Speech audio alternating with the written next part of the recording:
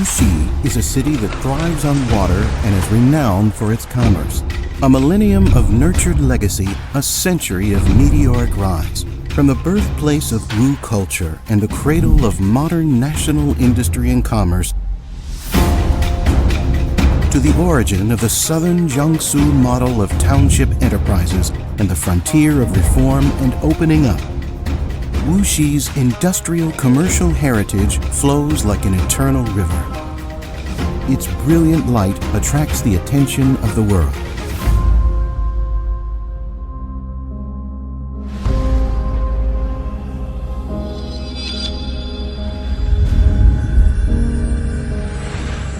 In ancient times, the Taihu Lake region where Wuxi is located was a wilderness of swamps.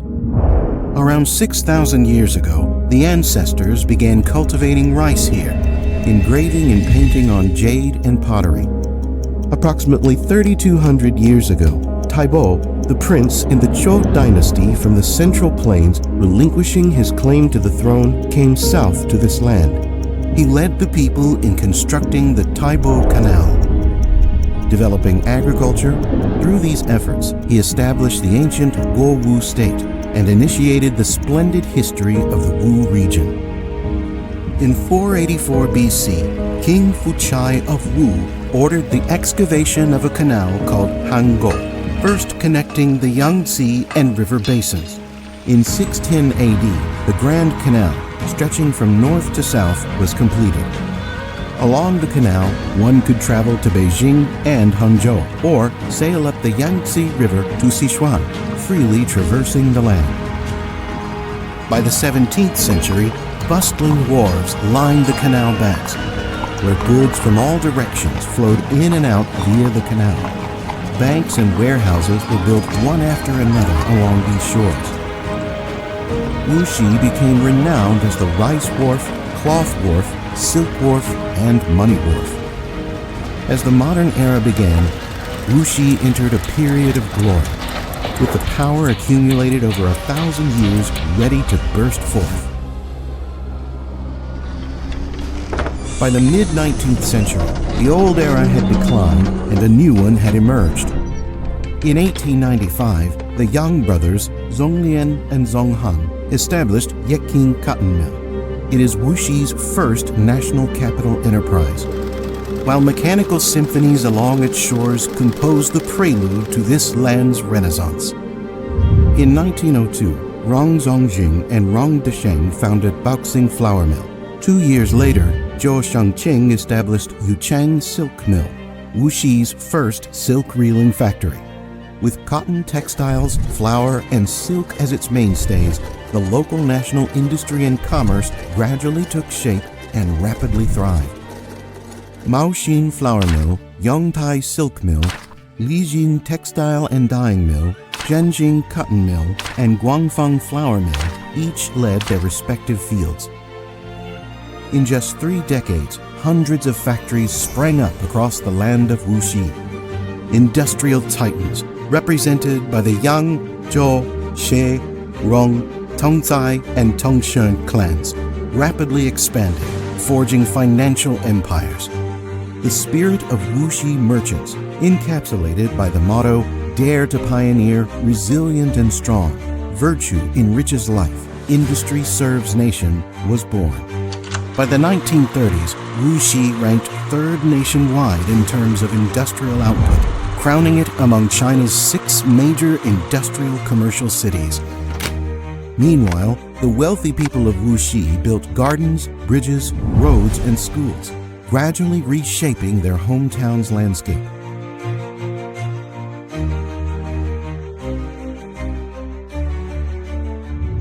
Yet, the city's journey of struggle was far from over. At the beginning of the founding of the PRC, all industries awaited revival. In 1956, Chunlei Shipyard, which repaired farm boats and manufactured wooden agricultural tools, was established in Dongting Town, Wuxi.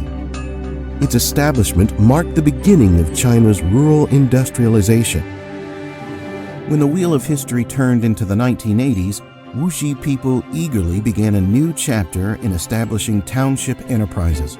They actively embraced the tide of the market economy, relying on the entrepreneurial grassroots power and rural wisdom of farmers. They explored the Yanqiao experience, which was promoted nationwide, and created the world-renowned Southern Jiangsu model. They embodied the era's 4,000 for 10,000 spirit.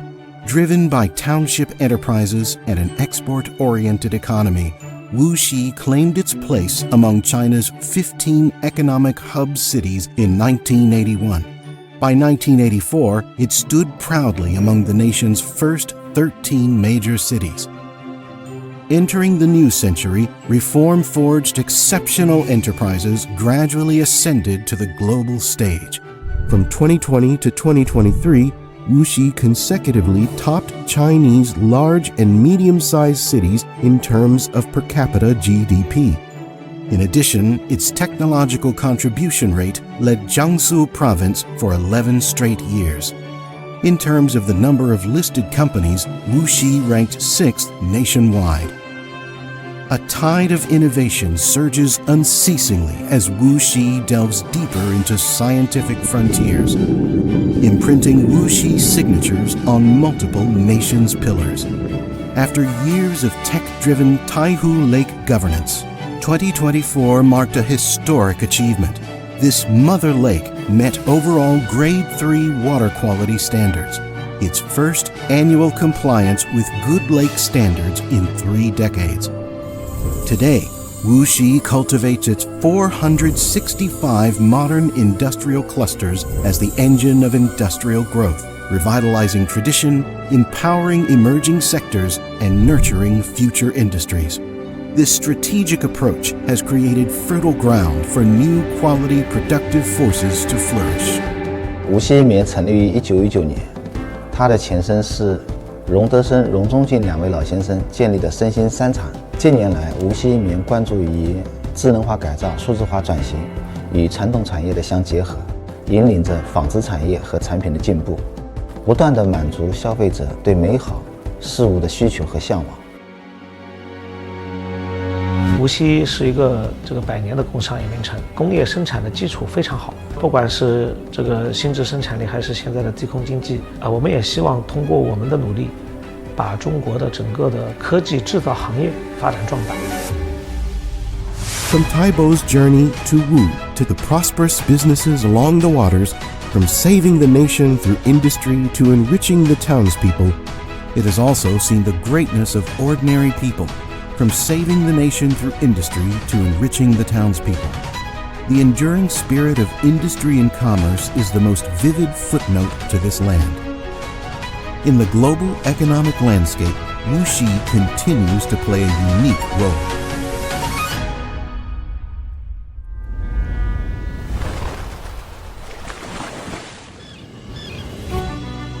The city's cultural heritage connects its past, present, and future. Wuxi's cultural heritage values the accumulation and inheritance of industrial vigor, mercantile harmony, and pragmatism in action. Since the Ming Dynasty, the Donglin School's pragmatic philosophy has shaped generations. Modern thinker Shi Fuqian dedicated his life to practical learning and statecraft, strongly advocating industrial empowerment as a strategy for national development and fostering unprecedented entrepreneurial vitality. In modern times, Wuxi has developed into a thriving economic center, becoming the cradle of national industry and commerce, and a fertile ground for economic theories. Hundreds of economists have emerged from this rich environment. Rooted in Wuxi and based in China, they had a global vision that transcended geographical challenges. They actively explored the laws of economic development, forming a dazzling constellation in the starry night sky of humanity.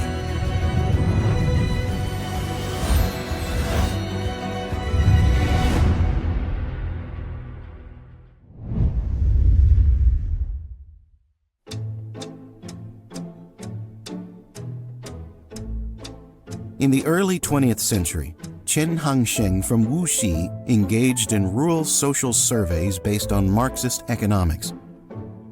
He was not only a pioneer in economics, but also one of the founders of sociology. In 1929, he led a group of ambitious youth in conducting groundbreaking surveys across Wuxi and Baoding. These surveys revealed the hardships of peasant life and the flaws of the land system, providing a foundation for China's rural economic reform. At the same time, he mentored a group of Wuxi economics, Wang Yingsheng, the meticulous rural economics, Qing Liufang, a senior scholar involved in various economic disciplines, Qian Junrui, the founder of Chinese world economics. These Wuxi-born scholars later co-founded the China Rural Economics Research Group to conduct in-depth studies of Chinese society. They were pioneers of modern Chinese economics, bringing the spark of Western thought and using scientific concepts and methods to help construct the initial framework of Chinese economics.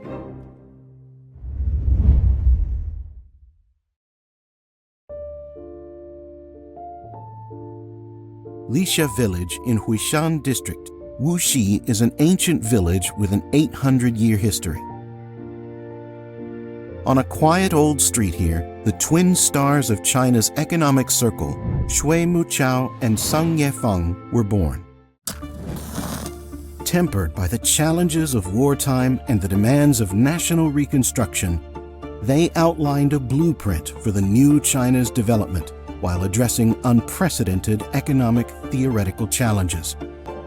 Shui Muqiao, a pioneer of Chinese socialist economic theory, laid the groundwork for market-oriented reforms through works such as research on China's socialist economic issues in China. Sun Yefeng, a vanguard of China's economic reform, introduced the concept of value law under socialism in his influential work On Law, helping to liberate Chinese economic academia from ideological constraints. Their insights shaped China's open-door policy framework and fueled the momentum of reform-era economic transformation. They were the icebreakers who shattered ideological constraints. In addition, the brilliant insights of their practical economic thought coalesced, lighting the way for China's path to global integration. 盛野芳在1956年当国家统计局副局长的时候，他就提出来要把计划和统计建立在价值规律的基础上，所以他这个突破了斯大林的框框。薛木桥在同一时期呢，也起草了25计划的一个建议，所以其实这两个人对于市场经济意识其实是产生的比较早的，而且几乎是同时代的。那么到了改革开放的时候，同时为我们国家的经济体制那个市场化改革，不遗余力的在做贡献。盛野芳去世的比较早，薛木桥其实这项工作一直推进到他的生命的最后阶段。这两位呢，是我国市场经济理论的推动者。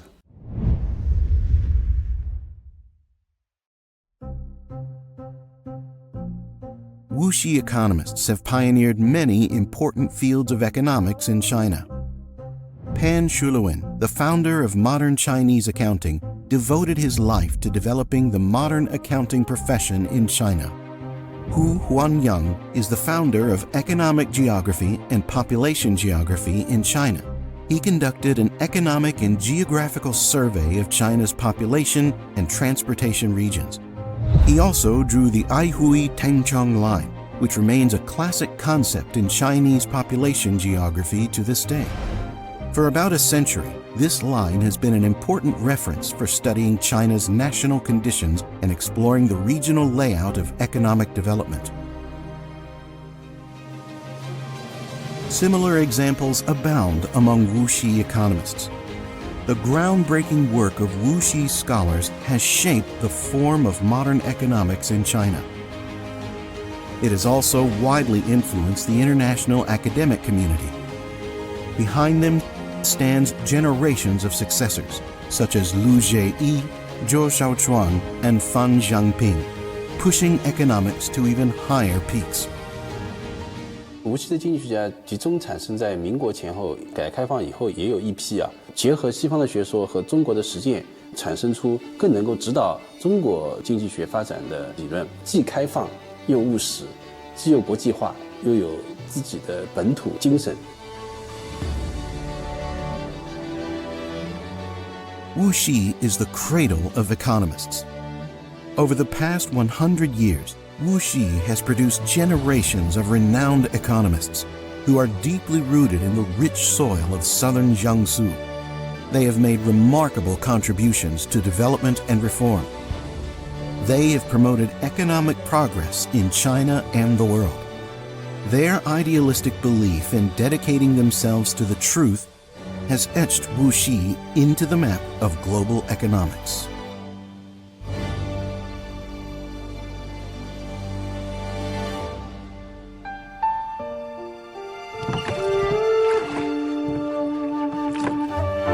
Wuxi is a water town in Jiangnan. It boasts a unique dialect and a rich tradition of music and qigyi.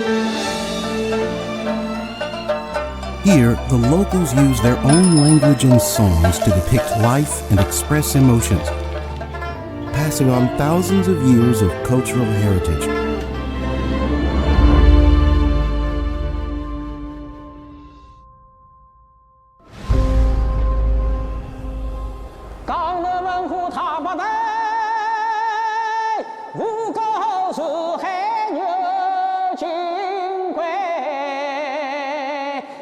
Wu songs are folk songs from the Wu region in Jiangnan. They originate in the Water Town, a picturesque region of Jiangnan that nurtures talent. They have been sung in Wuxi for centuries with a long and storied history. In the late Shang Dynasty, Taibo broke free from the Zhou tribe and traveled south to Meili in Wuxi to establish the ancient Gowu state, where all-embracing Wu culture began.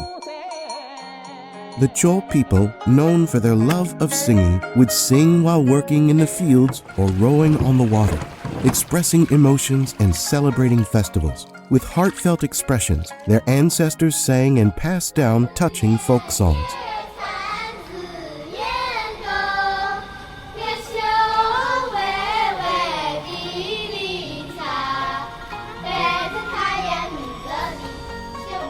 By the Han Dynasty, Jiangnan had become a hub of Wu songs.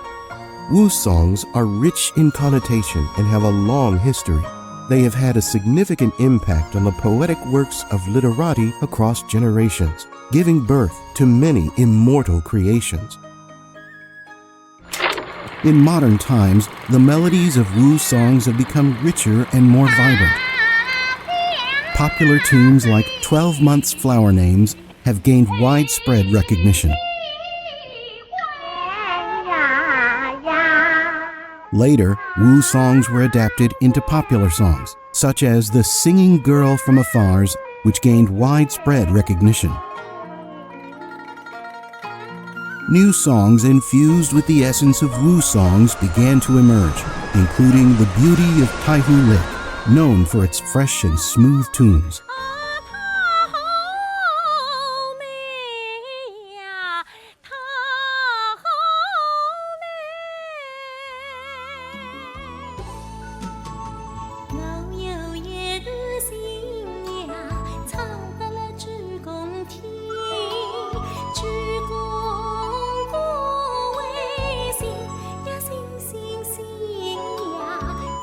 This popular song, Wuxi Scenery, which has been widely circulated for over 100 years, is still well known today. Its original melody, Wuxi Scenery Tune, is a famous piece from the Ming and Qing dynasties that spread throughout both the northern and southern regions. In the north, Wuxi Scenery Tune evolved into tunes such as Exploring Qingshui River. These tunes, known as Kwa Kwa Tune, became widely sung.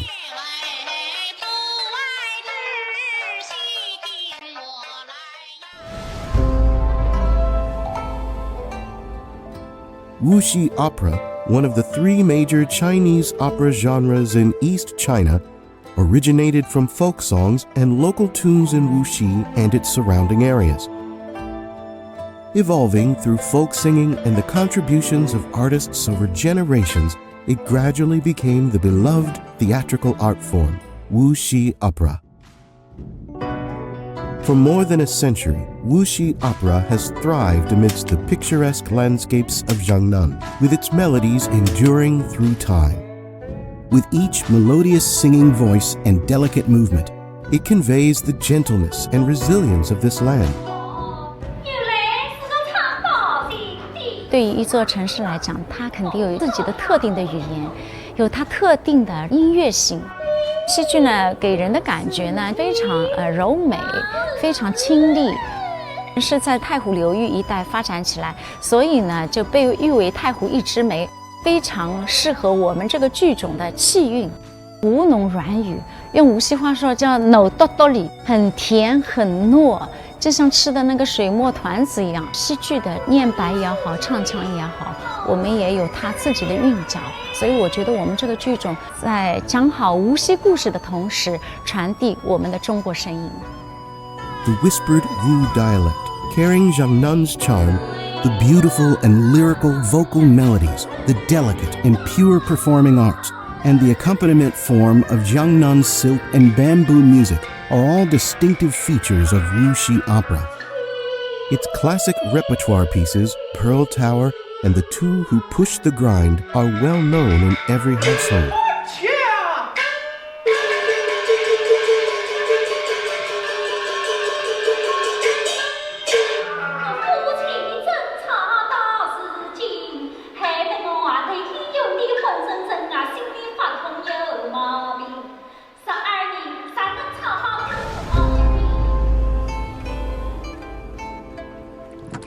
The waterways serve as the stage, where the gurgling waters of the Grand Canal flow. Various forms of operas and chuyi in Wuxi converge, exchange, and blend here, making Wuxi a renowned theater wharf. During the Ming and Qing dynasties, with its thriving commerce and trade, Wuxi's theatrical arts flourished, elevating both artistic taste and economic strength. The city's literati were passionate about appreciating operas and melodies in the exquisite and elegant gardens. This transformed Wuxi into a hub for theatrical arts, earning it the accolade where even the finest singers fell silent, awed by its folk song masters. The Wuxi Tianwen Society is a time-honored Kunqiu opera ensemble, which is renowned for its strict adherence to tradition and profound influence. Today, the society has been rejuvenated. It continues to carry forward the traditional essence of Kunqiu opera. Wuxi boasts a rich and diverse variety of chuyi genres, showcasing the city's cultural diversity and artistic creativity. Forms such as Shanje, Wuxi Pinchu, and Xiaorahun have all thrived in Wuxi. These forms highlight Wuxi's unique folk cultural characteristics and artistic appeal in social entertainment life. With its 3,000-year history, the Wu dialect, passed down through the dynasties, unfolds as a living symbol of Jiangnan culture. The melodious folk songs, enchanting China operas, and authentic Wuxi accent encapsulate the city's cultural heritage, historical memories, and echoes of the times. Together, they evoke a profound sense of Chinese and Jiangnan-style poetic nostalgia.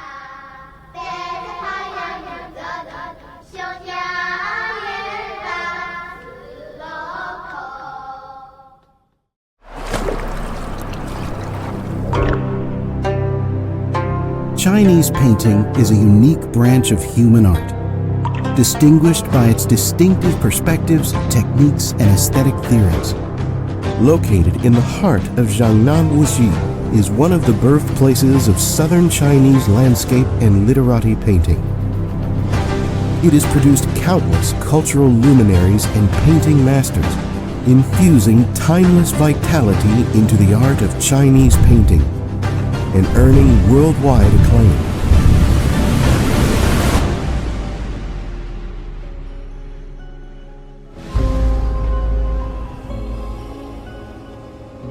Wuxi's painting legacy began with Gu Kaizhi of the Eastern Jin dynasty, deeply intertwined with the destiny of Chinese painting.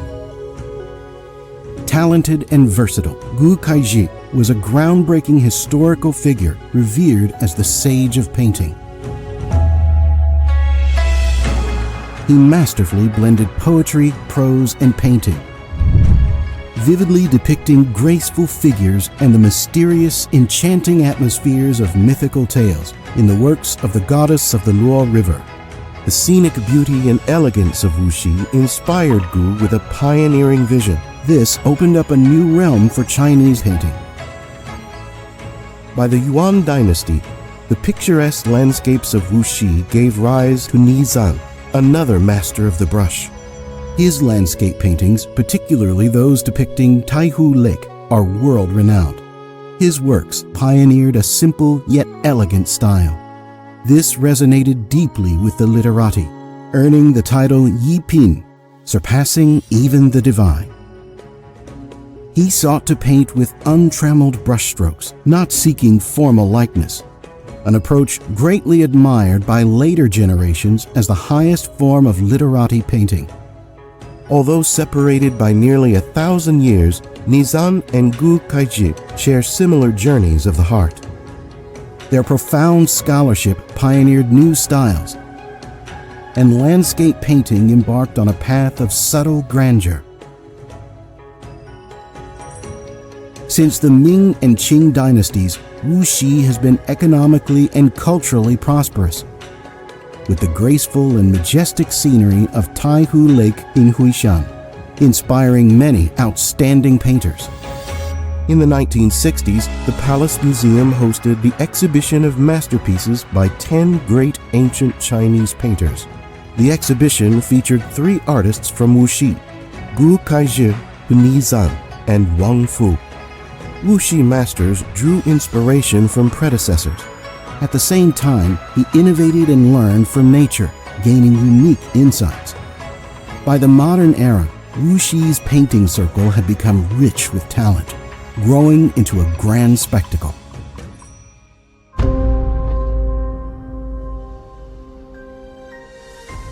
In the modern era, where ancient and contemporary, East and West converge, Wuxi painters have inherited tradition while responding to the times, giving rise to a group of renowned masters, celebrated both locally and internationally in the calligraphy and painting world. Wu Guandai, the old painter of Jiangnan, was a pivotal figure in the stylistic shift of modern landscape painting. His vigorous, unadorned brushstrokes seemed to stir the mountains and rivers. Under Wu Guandai's guidance, his disciples Yang Lingfu and others became the elite of their time. Chen Songyan, an outstanding painter, boldly explored new frontiers, and a series of groundbreaking masterpieces has earned acclaim both domestically and internationally. His unique style stood the test of time, establishing him as a true master, bridging the past and the future. Hu Tianzhen was a trailblazer among Wuxi painters. He boldly incorporated the spirit of a new era into Chinese painting and created a new style of modern landscape painting. In 1925, Wuxi Junior College of Fine Arts was established, nurturing a large number of talented artists. Xu Beihong was a prominent painter and fine art educator of his time. His horse paintings are household names, becoming a symbol of an era. His notable works, such as the oil painting Tenheng and his 500 Heroes, and the ink and color painting The Foolish Old Man Removes the Mountains, set a model for blending the past with the present and the West with the East. He introduced the modern art education system to China, establishing the influential Xu Beihong system in Chinese art education. This system has nurtured a large number of talented artists. Wu Guanzhang is an indispensable figure in the history of 20th century Chinese art. Standing at the crossroads of East and West, ancient and modern, he seamlessly blended traditional Chinese painting with Western modern art. He used unique techniques to express his inner vision of Jiangnan and the artistic conception of Chinese culture. His artistic achievements and influence transcended national boundaries. The painters born in the late 19th and early 20th centuries unveiled a new chapter in the history of Chinese art. Collecting, appreciation, and artistic creation are mutually reinforcing, which has fostered the thriving painting lineage of Wuxi. The dwelling in the Fushan Mountains has been housed in the collections of the An, Tan, and Wu families of Wuxi. Today, the Wuxi Museum preserves a collection of rare treasures created by Wuxi masters. 无锡博物院的书画收藏呢是比较突出的，我们大概是有5000多件的书画藏品，主要来源于无锡的书画家和无锡的收藏家的这个无偿捐赠。无锡的这个书画发展来看，因为它从东晋到后面，这么历代一直都是一个传承有序的这样一个状态。与其说是这些大师对这个地方的艺术家产生了影响，倒不如说是这个地方文化孕育出了这些大师。无锡的这个书画传统呢，就是说文人气比较浓厚，书画家呢都非常重视传统，文化底蕴很深厚。在立足传统的同时，历代的这个无锡书画家都有一个比较强的一个创新精神，既要有传统，又要有创新。那么在这样情况下呢，就诞生了我们近代很多大师级的人物了。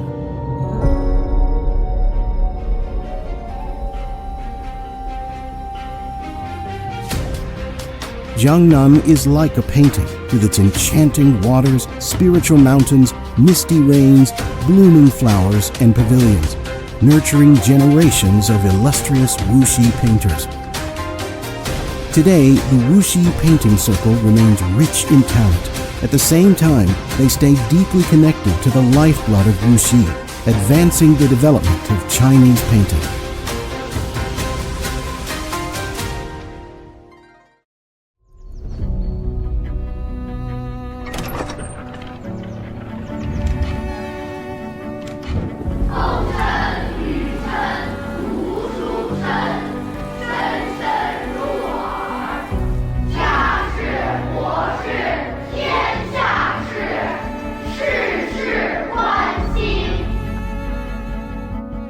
This famous couplet, displayed at Donglin Academy in Wuxi, has been widely circulated. For thousands of years, it has inspired scholars to have grand ambitions. It also stands as a testament to the thriving cultural heritage of Wuxi. The cultural values of farming and learning, knowledge and poetry have been passed down through generations and deeply rooted themselves here. The city's tradition of valuing education and respecting teachers has endured for centuries.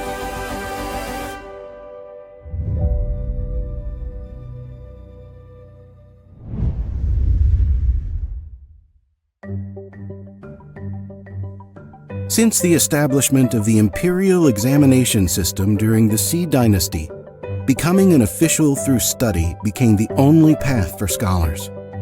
Wuxi produced 5 Zhuangyuan, 3 Banya, 6 Tanhua, 530 Jinshi, and over 1,200 Jiren.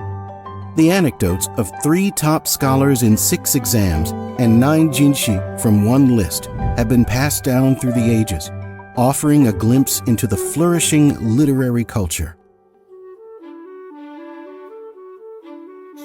In 1111 AD, the Donglin Academy was established as a place of learning where the great scholar Yang Shi taught. 500 years later, it became a renowned academic center and a spiritual home for scholars across the country. Led by Gu Xiangcheng and Gao Panlong, the Donglin scholars, with their broad vision for the world, advocated for practical learning, forming the far-reaching Donglin scholarly style. This made Wuxi the center of cultural thought in the country. The Donglin Academy inspired the founding of the Erchan Academy, Jiangzi Academy, Anyang Academy, Nanjing Academy, Dongpo Academy, and others, becoming the ideal place for Wuxi students to study. Wuxi intellectuals have always emphasized practical learning, advocating for the betterment of merchants, compassion for the people, and applying knowledge to real-world affairs. As a result, many practical books on various economic activities emerged, providing essential resources for farmers and artisans seeking to expand production and pursue higher economic benefits. 从东林生发开来的精神，突出的是这样几点：一个就是务实，就是有他提倡的这个实学，一直到后代的实学实用、实用实效。第二呢，就是关注民生，关注民间的疾苦。第三呢，就是慈善，突破了积德行善、谋求福报这样的一种思想的局限。特别到近代，他们把这个慈善看作一种社会责任。最后一点就是东林党人的这种气节、骨气、不畏权贵、敢于抗争这样的一种精神，一直一代一代的传承下来。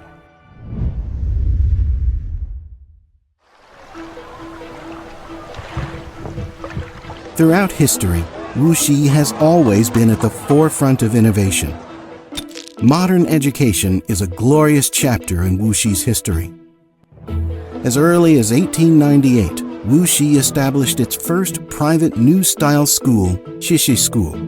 Following this, schools such as the third-class public school, which compiled and published the country's first set of primary school textbooks, as well as Donglin School, Hu's Public Primary School, Jingzi Girls' School, and others, were founded one after another with the goal of enlightening the people and saving the nation through education. In the 1920s, Wuxi's industry and commerce were thriving, backed by a strong economic foundation. Influential industrialists like Rong Desheng, Yang Hanxi, Zhou Chengqing, and Zhou Danchun strongly supported education. The prosperity of Wuxi's educational landscape was closely linked to the contributions of these industrialists, resulting in a peak of new-style education. With strong support from local merchants in Wuxi, the founding of Wuxi Sinology Specialized School in 1920 marked the beginning of Wuxi's higher education history. The college became a cradle for nurturing Chinese studies elites during the first half of the 20th century.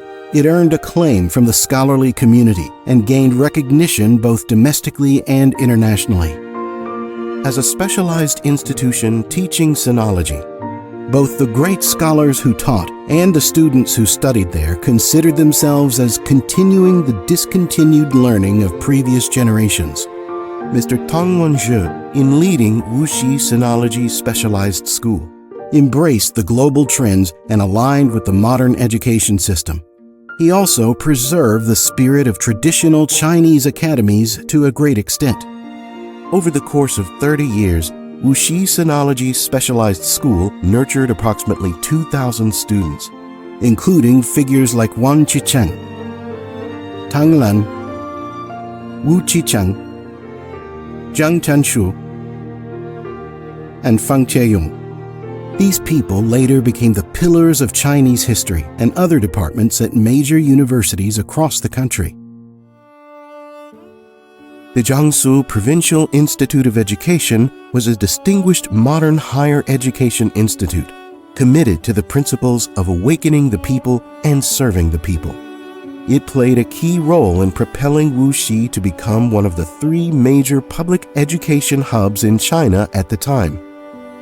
In 1947, industrialist Rong Desheng founded private Jiangnan University in Wuxi. He pioneered undergraduate education in Wuxi. During modern times, Wuxi's ethnic industries and commerce flourished, driving the vigorous development of vocational education. These efforts provided valuable insights and practical experience for the advancement of vocational education in China. Wuxi also became a starting point for many young people who went abroad to study in the early 20th century. These students, who learned Western culture and technology, later returned to serve their country with their acquired knowledge. Notable figures such as Gu Yishu, Hu Gongfu, and Zhu Peiyun, along with many other international students, became founders, pioneers, and leaders in various disciplines, both locally and internationally. The rich cultural and educational heritage of Wuxi seems to penetrate every inch of its soil and flow through every corner of the city. The talented individuals who emerged from Wuxi's streets and alleys not only helped the city shine brightly, but also profoundly influenced the historical trajectory of Chinese society.